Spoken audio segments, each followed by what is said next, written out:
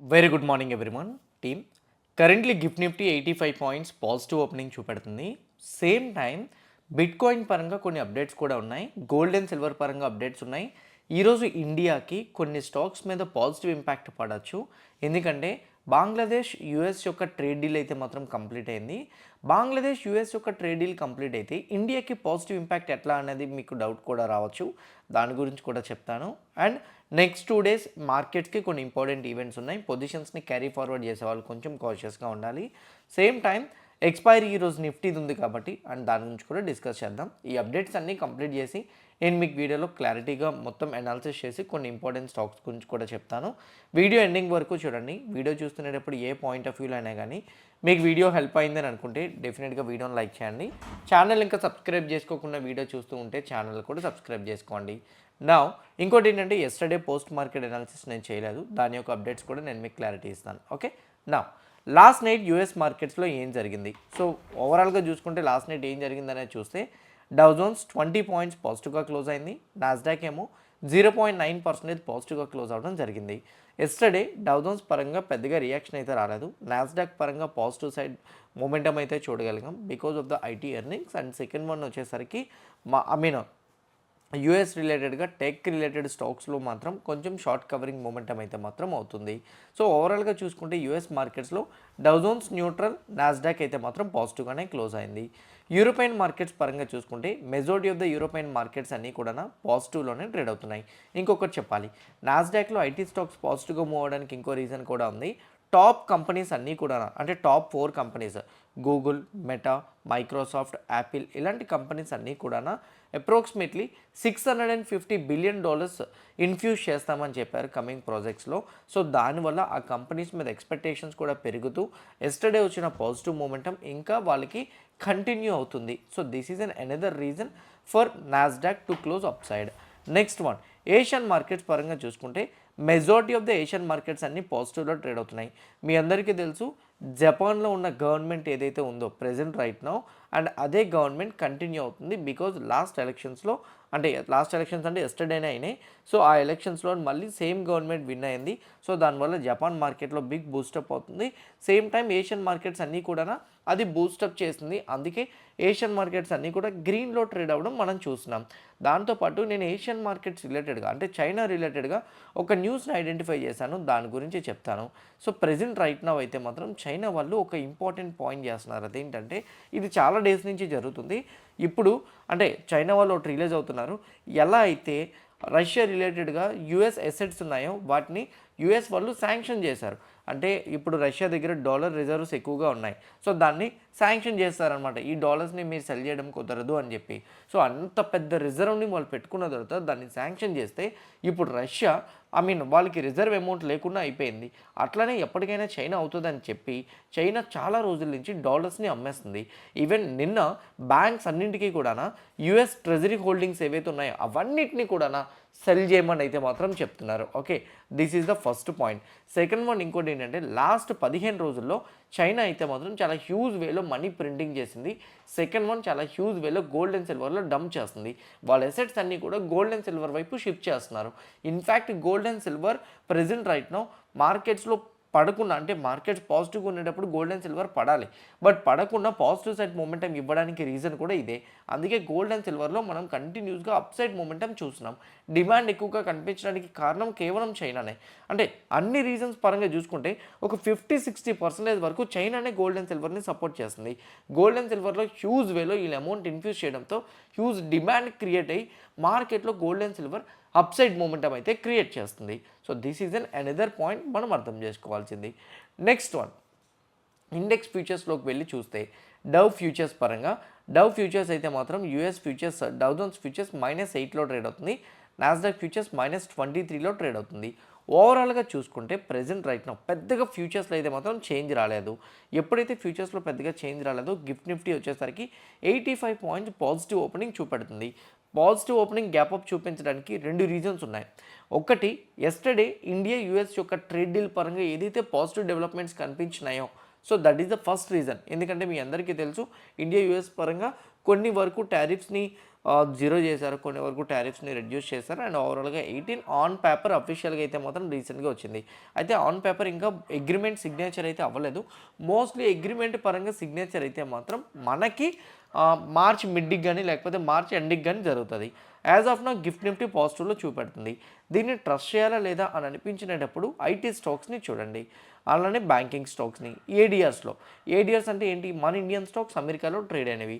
వాటి ప్రకారంగా చూస్తే Wipro 2.79% negative, Infosys 3% negative, HDFC bank negative, ICICI bank negative. ADRs చూస్తే నెగిటివ్గా ఉన్నాయి, కానీ గిఫ్ట్ నిఫ్టీ చూస్తే పాజిటివ్లో చూపెడుతుంది. మేబీ ఏడిఆర్స్లో ఓకే ఆర్బిట్రేజ్ డిఫరెన్స్ కోసం సెల్ ఆఫ్ అయినా రావచ్చు. ఆర్బిట్రేజ్ డిఫరెన్స్ అంటే మన ఇండియన్ స్టాక్స్ ఉన్న కాస్ట్కి ఇక్కడున్న డాలర్స్లో ఉన్న ప్రైస్కి మ్యాచ్ అవ్వలేదు అని అనుకోండి, సెల్ ఆఫ్ జరుగుతుంది. అట్లా కూడా ఏడిఆర్స్లో సెల్ ఆఫ్ జరుగుతుంది. లేదనుకోండి gift Nifty gap up open అయినా సస్టైన్ అవ్వదు, కింద పడిపోయే అవకాశం ఉంటుంది. ఇలా ఎప్పుడైనా మీకు డేటా అనేది ఇర్రెస్పెక్టివ్గా కనిపించింది అనుకోండి, mostly first 15 minutes 5 minutes trade చేయొద్దు. ట్రేడ్ చేయకుండా వెయిట్ చేస్తే గ్యాప్ అప్ ఓపెన్ అయ్యి సడన్గా కరెక్షన్ అవుతుందా, లేకపోతే గ్యాప్ అప్ ఓపెన్ అయ్యి కంటిన్యూ అవడానికి ప్రయత్నిస్తుందా, దాన్ని బట్టి ఏడిఆర్స్ కరెక్టే కాదనేది మనకు క్లారిటీ వస్తుంది. ఓకే, నౌ నెక్స్ట్ వన్, ఇండియాకున్న second positive point, Gift Nifty gap up open అవడానికి ఇండియా యూఎస్ ట్రేడ్ డీల్ అయింది ఒకటైతే మాత్రం. సెకండ్ వన్ ఇంకో పాజిటివ్ పాయింట్ ఏంటంటే యూఎస్కి బంగ్లాదేశ్కి జరిగిన అగ్రిమెంట్ అనమాట. బేసిక్గా ట్రేడ్ డీల్ అగ్రిమెంట్లో ఒక పాయింట్ ఉంది, అది ఏంటంటే ఇంతకుముందు ఫస్ట్ టైం వీళ్ళకి టారిఫ్ విధించినప్పుడు 37 విధించారు. తర్వాత రీసెంట్గా ఆగస్ట్లో దాన్ని 20 చేశారు. బంగ్లాదేశ్ దీనికి 15 అయినా తీసుకొస్తుందని ఎక్స్పెక్ట్ చేసింది. ఓకే 15% అయినా తీసుకొస్తారు కదా అని చెప్పి 20 కాస్త ట్రంప్ ఏం చేశాడంటే 19 తీసుకొచ్చిండు. తీసుకొచ్చిన తర్వాత వాళ్ళకి ఒక కమిట్మెంట్ ఇచ్చిండు, ఏంటంటే నేను మీకు టెక్స్టైల్స్ మీద, అపైరెంట్స్ మీద ప్రాపర్గా నేను ఇంపోర్ట్స్ మీద నేను జీరో టారిఫ్స్ని విధిస్తానన్నారు. టెక్స్టైల్స్ పరంగా వరల్డ్ వైడ్లోని టాప్ 5 కంట్రీస్లో బంగ్లాదేశ్ కూడా ఒకటి, ఇండియా లాగా. బట్ కాకపోతే మన ఇండియన్ టెక్స్టైల్ కంపెనీస్కి, అపెరల్ కంపెనీస్కి అది నెగిటివ్ కదా, ఎందుకంటే జీరో టారిఫ్స్ని విధించిండు కదా అని మీరు అనొచ్చు.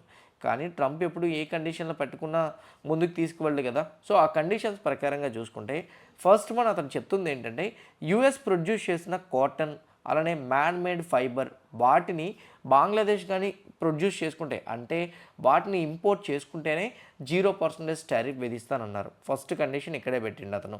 సెకండ్ కండిషన్ ఇంకోటి ఏంటంటే బంగ్లాదేశ్ పరంగా యూఎస్ తోటి అయితే మాత్రం యూఎస్ ఎనర్జీ ప్రొడక్ట్స్ మీద $15 బిలియన్ అయితే మాత్రం నెక్స్ట్ 15 ఇయర్స్లో పర్చేస్ చేయాలని కండిషన్ పెట్టిండు. మనకు కూడా $500 బిలియన్ నెక్స్ట్ 5 ఇయర్స్లో చేయాలని చెప్పాడు.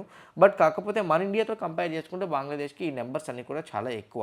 అండ్ థర్డ్ పాయింట్ ఇంకోటి ఏంటంటే యూఎస్ రిలేటెడ్గా నాన్ టారిఫ్స్ ఏవైతే ఉన్నాయో, అంటే సింపుల్ చెప్పాలంటే US vehicle safety, emission standards, so recognised US food and drug administration certifications, వీటన్నిటి మీద కూడా రీమ్యానుఫ్యాక్చరింగ్ ప్రొడక్ట్స్, వీటన్నిటి మీద కూడా బంగ్లాదేశ్ వాళ్ళు రిస్ట్రిక్షన్స్ని తగ్గించాలి. ఈ 3 చేసిన రోజు అతను టారిఫ్స్ని టెక్స్టైల్ అండ్ ఎపీరియల్స్ మీద 0% చేస్తానని చెప్పాడు.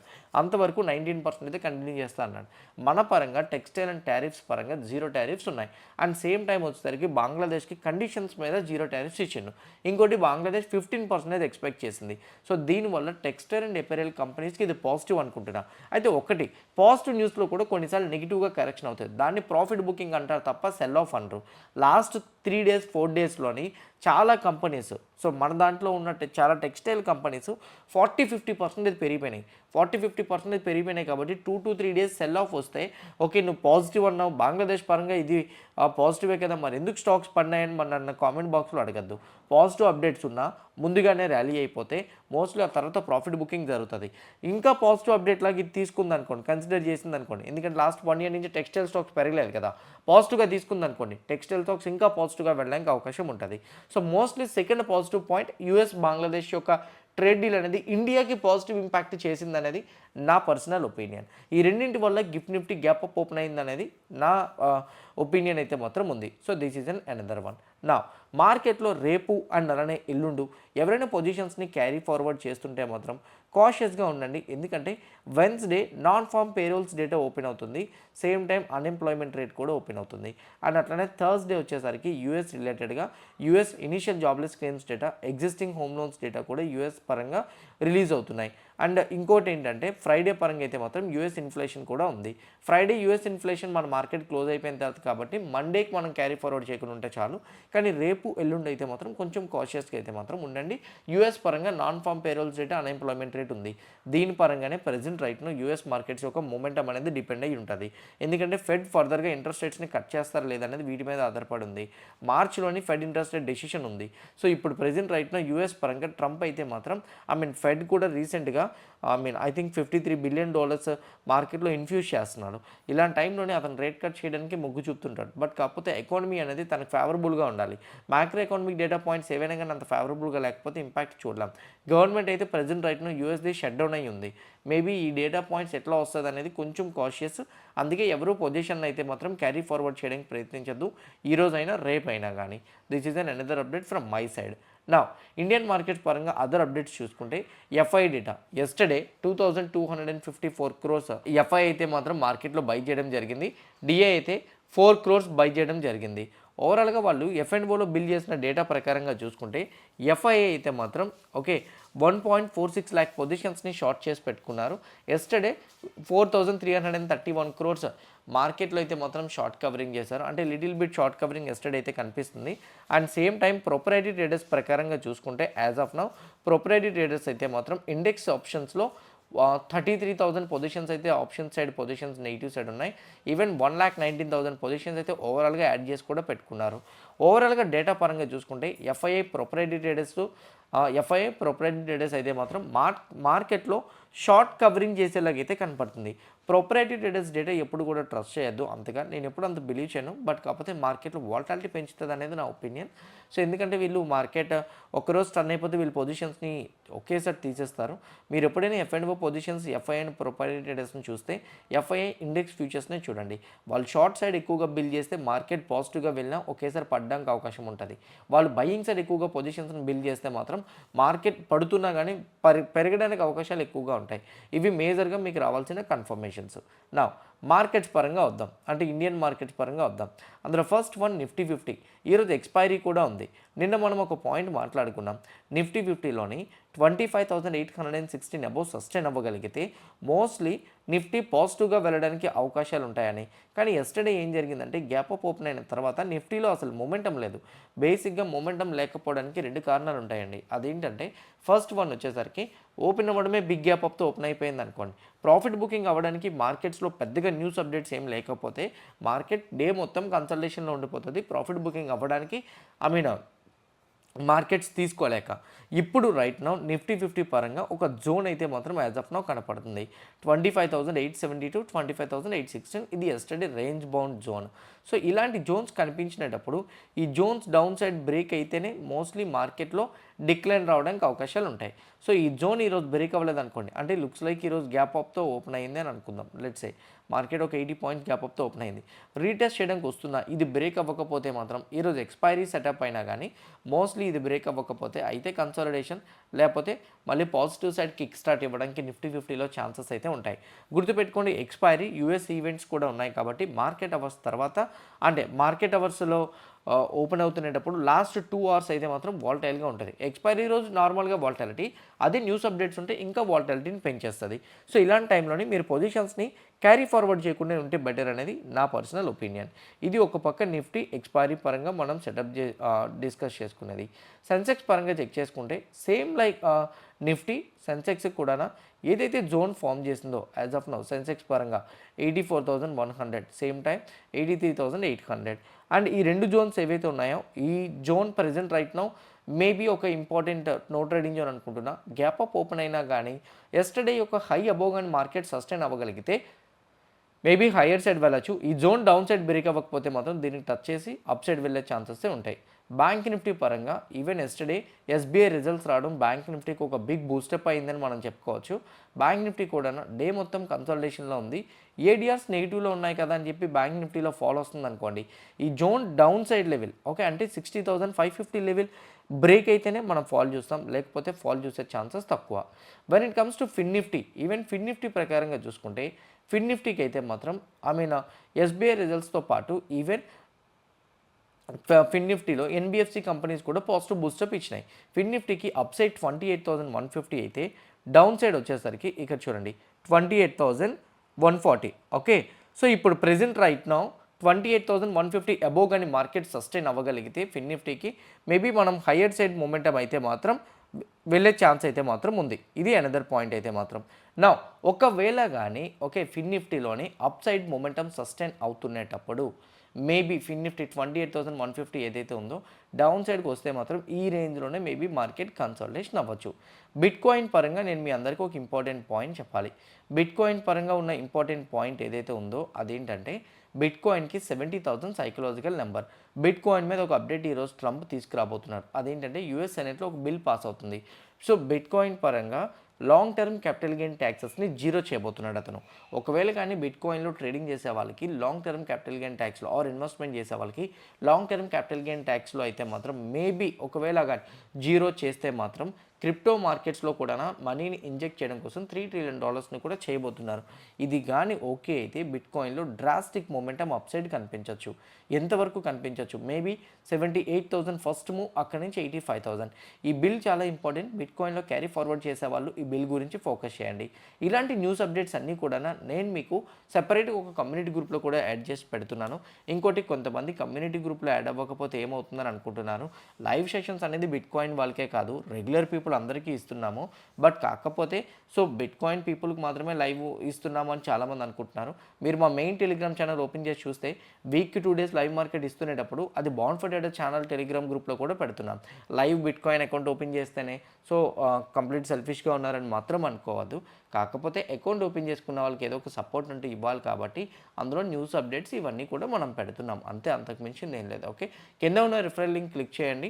ఈ న్యూస్ అప్డేట్స్ ఈ లెవెల్స్ ప్రకారంగా మీకు అప్డేట్స్ కావాలనుకుంటే అక్కడ ఉన్న కమ్యూనిటీ గ్రూప్లో మీరు జాయిన్ అయితే మాత్రం డెఫినెట్గా అంటే లింక్ ఓపెన్ చేసి లింక్ క్లిక్ చేసి అకౌంట్ ఓపెన్ చేసుకొని అక్కడే ఉన్న వాట్సాప్ నెంబర్కి మీ ఐడిని సెండ్ చేస్తే కమ్యూనిటీ గ్రూప్లో యాడ్ చేస్తాం.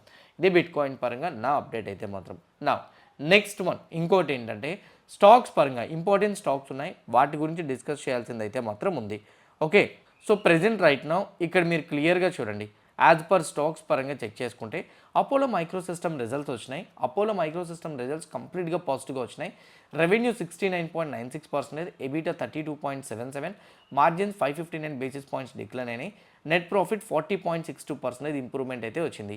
అపోలో మైక్రోసిస్టమ్ నెంబర్స్ అయితే మాత్రం ప్రెజెంట్ రైట్ నో పాజిటివ్గా వచ్చినాయి. న్యూలాండ్ ల్యాబొరేటరీ నెంబర్స్ అయితే మాత్రం కంప్లీట్ నెగిటివ్గానే వచ్చినాయి. పిఎన్సీ ఇన్ఫ్రా నెంబర్స్ సింగిల్ డిజిట్లో డిక్లైన్ అయింది. Net profit, revenue, EBITDA, margins ఇవన్నీ కూడా అయితే మాత్రం డబల్ డిజిట్లో డిక్లైన్ అయినట్టు అయితే మాత్రం కనపడుతుంది. Texmaco rail and engineering company పరంగా చూసుకుంటే రెవెన్యూ 21% డిక్లైన్ అయింది. EBITDA 32, EBITDA margin 133 basis points, net profit 44.66% declare అయితే మాత్రం వచ్చింది. నవీన్ ఫ్లోరైన్ ఇంటర్నేషనల్ కంపెనీ పరంగా రెవెన్యూ 47.2% పెరిగితే ఎబిటా 108% పెరిగింది. మార్జిన్స్ 34.46% పెరిగితే నెట్ ప్రాఫిట్ 121.77% పెరిగింది. Maybe Naveen fluorine international company పాజిటివ్గా వెళ్ళే ఛాన్స్ ఉంది. రోలెక్స్ రింగ్స్ పరంగా అయితే మాత్రం నెట్ ప్రాఫిట్ 136.55% అప్ సైడ్ అయితే మూవ్ అయింది. Revenue 5.75, EBITDA 12.36, margins 123 basis points up side అయితే మాత్రం మనం మొమెంటం అవ్వడం చూడగలిగాం. జేనస్ పవర్ ఇన్ఫ్రాస్ట్రక్చర్ నెంబర్స్ పరంగా చూసుకుంటే రెవెన్యూ, నెట్ ప్రాఫిట్స్ ఇవన్నీ కూడా ఆల్మోస్ట్ 150% వరకు జేనస్ పవర్ ఇన్ఫ్రాస్ట్రక్చర్ నెంబర్స్ అయితే మాత్రం అప్ సైడ్ మొమెంటం అయితే ఇచ్చినాయి. సో ఇది అనదర్ వన్. రామ్కో సిమెంట్ నెంబర్స్లో కూడా నెట్ ప్రాఫిట్లో 111% మొమెంటం వచ్చింది. ఇంకోటి గుర్తుపెట్టుకోండి, ఒక్క నెట్ ప్రాఫిటే పెరిగి రెవెన్యూ పెరగకుండా నెట్ ప్రాఫిట్ మాత్రమే పెరిగితే other income same time taxation పరంగా చూడండి, ఆ రెండు నార్మల్గా ఉంటే పర్వాలేదు. బీఎస్సీ నెంబర్స్ క్వార్టర్ అండ్ క్వార్టర్లో న్యూట్రల్ వచ్చినాయి, కానీ ఇయర్లో బిగ్ జంప్ కనిపించిందని అనుకుంటున్నా. దీన్ని బట్టి బీఎస్సీ స్టాక్ రియాక్ట్ అవ్వచ్చు. కానీ బీఎస్సీ ఇప్పటికీ ఆల్ టైమ్ హై దగ్గర ఉంది కాబట్టి ఎలా రియాక్ట్ అవుతుంది అనేది మనం వెయిట్ చేసి చూడాలి. Pfizer company net profit double digit growth ఇచ్చింది. బాటా ఇండియా కూడా డబల్ డిజిట్ గ్రోతే వచ్చింది. అండ్ మోస్ట్లీ అవి పాజిటివ్గా తీసుకోవచ్చు. హ్యాపీయెస్ట్ మైండ్ నెంబర్స్లో 25% నెట్ ప్రాఫిట్ డిక్లైన్ వచ్చింది. ఇప్పటికే హ్యాపీయెస్ట్ మైండ్ ఆల్ టైమ్ లో దగ్గర ట్రేడ్ అవుతుంది ఆల్మోస్ట్. మరి ఇప్పుడు చూడాలి హ్యాపీయెస్ట్ మైండ్ ఎలా ట్రేడ్ అవుతుంది అన్నది. నిఫ్టీ అండ్ బ్యాంక్ నిఫ్టీకి సంబంధించిన న్యూస్ అప్డేట్స్ అయితే మాత్రం కోటక్ మహీంద్ర పరంగా new chief technological officer mister Nilesh Chaudhary గారిని అయితే మాత్రం అపాయింట్మెంట్ చేస్తున్నట్టు కోటక్ బ్యాంక్ వాళ్ళు అప్డేట్ అయితే మాత్రం ఇచ్చారు. So focus on that news. And Wipro పరంగా చూసుకుంటే Ampin energy and CLI one దగ్గర అయితే మాత్రం present right no equity share capital subscription చేసుకుంటున్నట్టు విప్రో వాళ్ళు అనౌన్స్మెంట్ అయితే చేశారు. అది కూడా ఫోకస్ చేయండి. On the other side mostly ఇవే ఉన్నాయి. నిఫ్టీ బ్యాంక్ నిఫ్టీకి సంబంధించినవి అయితే తక్కువ ఉన్నాయి. క్లియర్ కట్గా నేను చెప్పిన డేటా పాయింట్స్ అన్నీ కూడా మీకు హెల్ప్ అయినాయి అనుకుంటున్నా. ఎవ్రీథింగ్ హెల్ప్ అయింది, కాంటెంట్ నచ్చింది అనుకుంటే డెఫినెట్గా వీడియోని లైక్ చేయండి. ఛానల్ ఇంకా సబ్స్క్రైబ్ చేసుకోకుండా వీడియో చూస్తూ ఉంటే ఛానల్ కూడా సబ్స్క్రైబ్ చేసుకోండి. ఇదే వీడియో మీ ఫ్రెండ్స్ ఆర్ మీ రిలేటివ్ షేర్ చేస్తే హెల్ప్ అవుతుంది అనుకుంటే వాళ్ళకి కూడా షేర్ చేయండి. See you all today evening at 5 PM in post market analysis. All the best everyone. Bye bye.